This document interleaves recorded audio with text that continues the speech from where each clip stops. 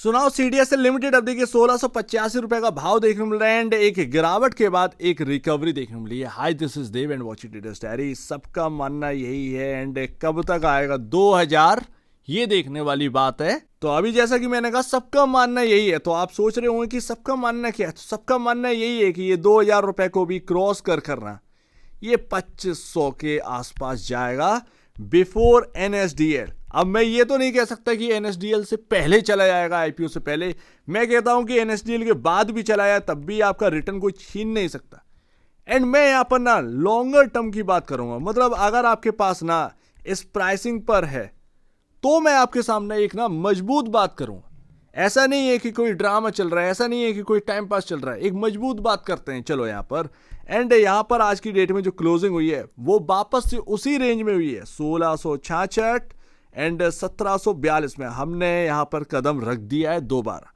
अब इंपॉर्टेंट ये, या तो ये ना हाई जो 1810 1820 के आसपास है, या तो ये क्रॉस हो जाए, सीधी सी बात है, या फिर इसी रेंज से दोबारा कोलैप्स आ सकता है। कोलैप्स आ सकता है, मुझे ये नहीं पता कहां तक जा सकता है, बट यहां से दोबारा यहां पर स्लिप हो सकता है। अब उसका रीजन क्या है मैं थोड़ा आपको बताता हूं। देखो भाई, अगर मुझे सुन रहे हो तो मजबूत कलेजा लेकर सुनना, क्योंकि यहां पर ना आप ये मत कहिएगा कि तुम नेगेटिव होगा या तुम पॉजिटिव हो। मैं रखता हूं पुख्ता ही बात, ऐसा नहीं थंबनेल पर छाप दिया और आपके सामने बक दिया कुछ भी आकर, ठीक है ना। ये काम कर कर मैं भी आपके सामने निकल सकता हूं, बट ऑनेस्टली बात यहां पर आती है, भरोसे की बात आती है, ठीक है ना। ऐसा नहीं है कि आपसे यहाँ पर ना कुछ पैसा मुझे मिल रहा है। बात एक सही होनी चाहिए, भले ही 10 मिनट की वीडियो है बट उसके अंदर 7 मिनट अगर अच्छे निकलेंगे तो ज़्यादा अच्छा समझा जाएगा भाई। कम से कम आपका कुछ बात तो यहाँ पर आएगा। बात समझो, यहाँ पर 1250 रुपये पर इसका प्राइस रुक गया है। इवन इसका जो 52 वीक हाई है वो 1275 में। बात कर रहा हूँ एनएसडीएल की, समझने की कोशिश करेगा। आपका जो भाव बढ़ रहा है ना, ये जो भाव बढ़ा है वो आप भी जानते हो, मैं भी जानता हूँ, एनएसडीएल के वैल्यूएशन की वजह से बढ़ा है, क्योंकि सीडीएसएल काफी चीपर देखने को मिल रहा था एनएसडीएल के सामने। एंड देखो भाई, 25,000 करोड़ का मार्केट कैप है एनएसडीएल का। सीडीएसएल का इस वक्त ऑलमोस्ट है यहाँ पर, मोटा मोटा अगर आप देखेंगे तो यहाँ पर 33,000 करोड़ के आसपास का मार्केट कैप होगा, क्योंकि ये प्राइस नीचे आया है 1820 से नीचे आया, 33,000 करोड़ के आसपास का मार्केट कैप होगा। अब क्या यहां पर ना ये मार्केट कैप सीडीएसएल का ज्यादा देखने को मिला? नहीं, मार्केट ने भापने की क्या कोशिश करी है कि एनएसडीएल का अगर यहां पर अनलिस्टेड यहां पर मार्केट कैप आपका 25,000 करोड़ चल रहा है, तो लिस्टिंग में ना आपका ये आराम से जो सीडीएसएल का करंट मार्केट कैप है 33,000 करोड़ के आसपास, 34,000 करोड़ के आसपास का, एनएसडीएल का मार्केट कैप उस जगह पर पहुंच जाएगा। ऐसे में डाइवर्जेंस काफी देखने को मिलेगा सीडीएसएल और एनएसडीएल के बीच में। भाई, एक कंपनी जो प्रॉफिटेबल में ज्यादा है वो आपके मार्केट कैप या आपकी वैल्यूएशन पर ट्रेड कर रहा है। बात यहां पर ये आ जाती है, तो या तो एनएसडीएल नीचे गिरेगा या फिर सीडीएसएल का भाव बढ़ेगा। बात यहां पर ये समझिए। एंड आप जो ट्रेड कर रहे हैं या फिर आप जो मूव प्ले कर रहे हैं वो एनएसडीएल के बदौलत ही है। अब देखिए 33,000 करोड़ का, 35,166 करोड़ का है, लेकिन बात चलो उतने आसपास ही है। मैं यहाँ पर ना कड़वी बात बोलता हूँ तो यहाँ पर लगता है कि ये काफ़ी नेगेटिव हो गया। नहीं, नेगेटिव नहीं हो गया। ऐसे उस वक्त ना 2024 में पीएसयू के ऊपर मैंने एक बहुत बड़ा प्रिडिक्शन किया था कि ये टाइम पे बढ़ेगा, ये टाइम पे गिरेगा एंड ये टाइम पे बढ़ेगा। एंड जब ये आपका जो इलेक्शन होगा प्रधानमंत्री जी का, उसके टाइम पर आपको अपना होल्डिंग का एक बड़ा चंक बेचकर निकल आइएगा एंड उसके बाद आप पीएसयू देखिए कहाँ तक टूटा है। समझ रहे हो ना। मतलब अगर आप देखेंगे जहां निर्मला सीतारमण जी बोली हैं उसके बाद पीएसयू रुका नहीं है गिरने से, लगातार यहां पर धड़ल्ले से गिरा है। तो वो मैं आपको बात बता रहा हूं। ऐसी यहां पर ना, मतलब हर एक को ना एकदम ऐसे जज नहीं कर सकते हैं, जरा आप ये भी समझिए। जहां तक बात है फाइनेंशियल की, तो अगर आप देखेंगे 3-4 क्वार्टर हो गए हैं सीडीएसएल का नंबर लगातार, चाहे आपका सेल्स का नंबर हो चाहे आपका प्रॉफिट का नंबर हो, ये सब डाउन गया है। तो आपका ऑलरेडी फाइनेंशियल के हिसाब से अगर आप देखेंगे तो बिल्कुल भी आपको सही नहीं लगेगा कि सीडीएसएल एक सही जगह पर है या एक सही प्राइस पर। ये सब एनएसडीएल का खेल है एंड एनएसडीएल की वैल्यू को आंक कर ये भाव बढ़ा है। अदरवाइज फाइनेंशियल में दम नहीं है। अभी आपके क्वार्टरली नंबर्स चेंज नहीं हुए, आप 3-4 क्वार्टर का हाल देखें, बड़ा बुरा हाल है सीडीएसएल का। मैं खुद यहाँ पर, ऐसा नहीं है कि मैं कोई स्टोरी बनाकर कह रहा हूँ, आप पब्लिकली डेटा है, आप जाकर देखिए क्वार्टरली नंबर्स। तो गिरावट ऐसे थोड़ी आई थी सीडीएसएल के अंदर, वो गिरावट आई, वो चीपर वैल्यू पर मिला एंड लोगों ने यहां पर ना थीम क्या निकाली, एनएसडीएल, एंड उस वजह से ये प्राइस में रिकवरी आई। तो ये बात ना आपको भूलना चाहिए। मैं याद इसलिए दिला रहा हूं कि आप भूले ना, आप एक ना हाव भाव में ना रहे, क्योंकि जगह जगह कमेंट सेक्शन बने हुए हैं। कमेंट सेक्शन में पता नहीं 4,000 की भाव करते हैं, कहीं 3,000 की बात करते हैं। वो पीएसयूज के अंदर ना ऐसी काम बनता था, वो सब कुछ ऐसे ही चलता है और ये दुनिया ऐसी है, ये चलते रहेंगी ये सारी चीजें। हर कमेंट सेक्शन पे आपको 2,000 वाला 4,000 का बोलेंगे या 40,000 का बोल देंगे, वो बात का भरोसा थोड़ी है। तो बात क्या है यहाँ पर यही आ जाती है कि भाई अपने सूझबूझ से चलना है बस, और कुछ नहीं चलना। मैं आपको समझा इसलिए रहा हूँ, इसमें कोई मेरा खुद का स्वार्थ नहीं है। ऐसा नहीं है कि मेरे पास कोई बहुत बड़ी होल्डिंग डली हुई है, मेरी 10 शेयर खरीदने की औकात नहीं। सीधी सी बात है भाई, यहाँ पर मैं आपको सिर्फ व्यू दे रहा हूँ क्योंकि मुझे समझ में आ रहा है, ये पहले का एक्सपीरियंस है। तो ये बात बता रहा हूँ, एक तरफ देखते हुए दूसरी तरफ भूल मत जाना, ये मेरा काम है आपको बताने का, वही मैं काम आपको कर रहा हूँ बस, और कुछ नहीं है। यहाँ पर पी रेशियो आपको देखिए 66.77 है 57.62 के अगेंस्ट। जुलाई में यहाँ पर ना आपका एनएसडीएल का आईपीओ, तो कोई बहुत बड़ा यहाँ पर ना टाइम नहीं रह गया है। एंड यहाँ पर ना सबसे बड़ी बात है प्राइस मैटर करता है। एनएसडीएल का किस भाव पर ऑफर प्राइस लेकर आ रहे हैं। अगर ये 1250 पर लेकर आ रहे हैं, बोनंजा है सीडीएसएल वालों के लिए, लेकिन अगर ये 1250 से नीचे का ऑफर प्राइस लेकर आ रहे हैं तो वो बोनंजा नहीं रहेगा, ठीक है ना, वो बोनंजा नहीं रहेगा। बात इतनी समझो आप। तो यहां पर है ऑलरेडी ये स्टॉक ना काफी खिंचा हुआ है। ऐसा नहीं है कि आपका यहाँ पर ना बहुत ज्यादा चीजें अच्छी हुई हैं, तो ऐसा नहीं है। आगे वाली भले ही अर्निंग अच्छी आ रही हो, लेकिन आने तो दो कुछ क्वार्टर। मार्केट यही है कि आने दो कुछ क्वार्टर, उसमें अर्निंग्स देखेंगे। जो इतना सब कुछ बिगड़ रखा है वो कुछ सुधर रहा है या नहीं सुधर रहा है। एंड भाई इंडिकेटर आपका क्या कह रहा है बॉस, यहां पर आरएसआई आपका न्यूट्रल हो गए। जो एक ओवर बाउट में आप चले गए, थोड़ा ना ध्यान दीजिए करे, ओवर बाउट भी स्टॉक हो जाते हैं एंड आप टॉप पर खरीद लेते हैं। वो कभी आप टॉप पर नहीं खरीदते, उसके पीछे का रीजंस होता है।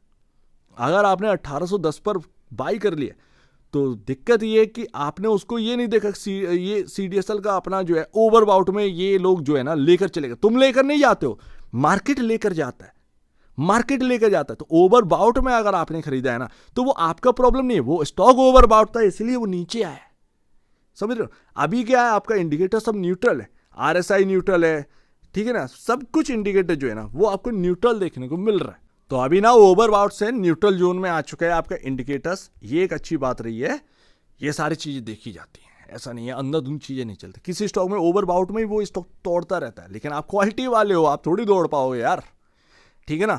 वो होती है वो थर्ड क्वालिटी वाले स्टॉक्स की, भाई ओवर बाउट है, और ज्यादा ओवर बाउट है, और ज्यादा ओवर बाउट, और ज्यादा ओवर बाउट। आरएसआई चला गया 100 के पास, समझ रहे ना। वो किस्सा थर्ड क्वालिटी स्टॉक में, आप ए ग्रेड स्टॉक के अंदर आते, ठीक है ना, आप इन्वेस्टर्स क्वालिटी इन्वेस्टर्स में आते। तो अभी बस यही है कि भाई आपका जो रेंज 1666 और 1742 आप फर्स्ट डे है उसमें कदम रख चुके हैं। उम्मीद यही है कि भाई 1810 ये टूट जाए कैसे भी करके। अदरवाइज इस रेंज का ध्यान रखिएगा, अगर कोई कोलैप्स आना है तो इसी रेंज से आएगा, अदरवाइज कोई कोलैप्स नहीं आने वाला। तो ध्यान रखिए। मैं तो कहता हूं कि भाई कंसोलिडेशन हो जाए तो ज्यादा बेहतर है। भला यहां पर इन्वेस्टर्स का यही कि ये स्टॉक इधर ही बना रहे, एक रेंज में घूमता रहे एंड उसके बाद मूव देना स्टार्ट करे। तो ये बात यहां पर आ जाती है। तो एनएसडीएल का भाई प्ले है। बाकी फाइनेंशियल में कोई अभी चेंज नहीं आया, माफ कीजिएगा ई लिख दिया एफ की जगह। तो यहां पर ना फाइनेंशियल में कोई चेंज नहीं आया है, उसको आने वाले क्वार्टर में चेंज आता है तो फिर यहां पर ना मजबूती, फंडामेंटली मजबूती आपकी लौटेगी। एंड यही होते फंडामेंटल। आगे क्या होता है ना, जब टूटना स्टॉक करता है ना स्टार्ट, तो लोगों की नजर फिर आ जाती फंडामेंटल। तुम वो मत बनो कि मेरी नजर उसके बाद आएगी, तुम उनमें अपनी गिनती मत करना। मैं ये नहीं कह रहा हूं कि आप बाई कर लीजिए, सेल कर दीजिए या होल्ड कर दीजिए, ऐसा नहीं है।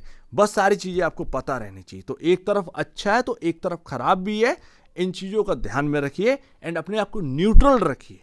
हर रोज आपको 10% या 5% का सर्किट नहीं मिलने वाला, ये ठान लीजिए। बात बहुत कम होता है, रेयर होता है, आप उसमें से नहीं है। आपको बाई चांस मिल जाए तो मिल जाए, बाकी आप उसका एक्सपेक्ट मत करिए। बाकी आपका जो मूविंग एवरेज है ना बॉस, जितना भी आपका मूविंग एवरेज है वो 1402 और 1438 के अराउंड ये सब सिमट जाता आपका, माफ कीजिए इंडिकेटर नहीं, आपका मूविंग एवरेजेस 50 डेमा, आपका 200 डेमा, ये सब उधर निपट जाता है। सो लेट्स सी देखते हैं यहाँ पर। बट यहाँ पर आपको जो है ना ध्यान में रखना है, एंड थोड़ा सा NSDL का प्ले है तो उसको भी भाप के चलिए। कहीं ना कहीं मार्केट ने जो तेजी करी है तो वो फर्स्ट फेज की कहीं ना कहीं तेजी हो चुकी है। अब यहाँ से किधर की तरफ जाना है वो देखते हैं। एंड अगर ये 1810 टूटा ना तो वो जो आपका सवाल है ना कि 2000 रुपये कब तक, तो वो 2000 कब तक ना वो आपका सवाल नहीं रहेगा। तो अब आपको जवाब मिल गया ना कि अगर ये 1810 टूटा तो वो 2000 रुपये कब तक वाला सवाल आपका खत्म हो जाएगा। वो 2000 रुपये शायद आपको दिख भी जाएगा CDSL के अंदर। टेंशन मत लीजिए, क्वालिटी स्टॉक है। एंड मैं यहाँ पर कह के जा रहा हूँ भाई, अगले 20 साल ये कंट्री के अंदर, अपनी कंट्री के अंदर ये सब बिलोंग करेगा फाइनेंशियल को। तो ध्यान में रखिए, इस बात को ध्यान में रखिए। हमने ना वो दौर नहीं देखा जो अमेरिका ने देखा है, हम अभी उस दौर से बहुत पीछे हैं।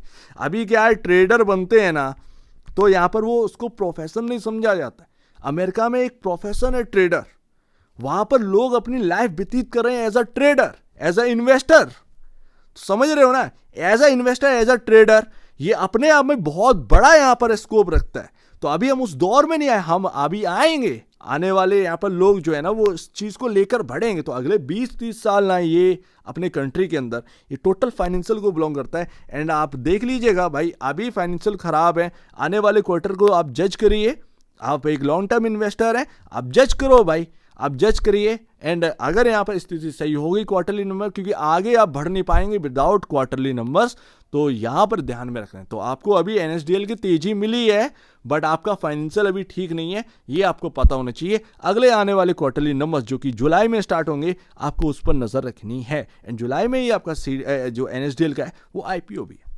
तो ठीक है ना, आप समझो अगले 20 साल कैपिटल मार्केट को बिलोंग करते हैं, ठीक है ना। हमारा मार्केट भी बढ़ेगा, जिस तरीके से अमेरिका लोगों ने दौर देखा है हम भी वो दौर देखेंगे। हम भी देखेंगे ट्रेडर एक है ना, इन्वेस्टर और ट्रेडर एक प्रोफेशन है, तो वो आप देखिए, उस पर यहाँ पर ना आप अपना बेट लगाइए, ना कि वो चंद दिनों के लिए जो 2-3 दिन में समिट जाए। स्मार्ट ट्रेडर बनिए, कहाँ पर आपको एवरेज करना है, कहाँ पर आपको बाई करना है, स्मार्ट ट्रेडर बनो भाई। अदरवाइज आपको फिर क्या आपको चिल्लड़ कमा कर रहना है क्या इस मार्केट के अंदर। तो ये बात यहाँ पर इंपॉर्टेंट आ जाती है। रेंज को समझिए, शॉर्ट टर्म प्ले करना है। इस साल तो आपका शॉर्ट टर्म में ही पैसा बनना है, आपका लॉन्गर टर्म में आपका पैसा नहीं बनना है एकदम से। कहीं जियोपॉलिटिकल टेंशन आ जाती है, कहीं कुछ टेंशन आ जाती है, तो इस बात को आप समझिए। कहीं ऑयल का टेंशन आ जाता है, तो ये बात है आपका। सो उम्मीद है काफी कुछ आपको समझ में आया होगा। बुरा मत मानिएगा, मैं कोई नेगेटिव नहीं बोल रहा हूँ, बट मैं दोनों साइड आपके सामने रखिए। आप एक इन्वेस्टर हैं तो आपको पता होना चाहिए। तो ये बात है। जो 2000 रुपये वाला सवाल है ना, वो 1810 जो टॉप अभी बना हुआ है करेंटली, वो जब निकलेगा तो वो आपको 2000 रुपये का बहुत बड़ा भाव है क्या, आपका साइकोलॉजिकल लेवल, वहां तक आपको पहुंचना है। धीरे ही सही बट पहुंचेंगे। सो उम्मीद है काफी कुछ आपको समझ में आया होगा। एक बार निवेश से पहले या बेचने से पहले अपने ब्रोकर एडवाइस से जरूर सलाह लीजिएगा, या खुद की स्टडी करेगा, उससे बेहतर कुछ भी नहीं है। खुद की स्टडी मस्ट है। तो आप दीजिए मुझे वीडियो देखेंगे, बहुत धन्यवाद दोस्तों।